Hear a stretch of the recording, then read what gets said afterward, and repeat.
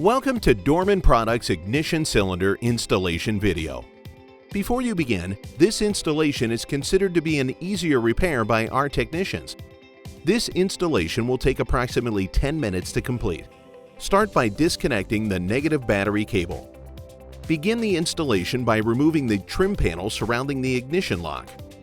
This panel may be taken off by carefully removing retainers or retaining screws so as not to damage them.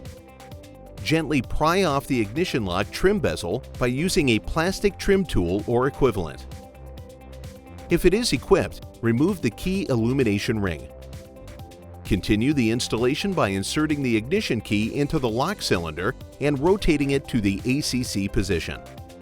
Finally, use a small screwdriver to push in the retaining pin on the underside of the lock housing while pulling the lock out.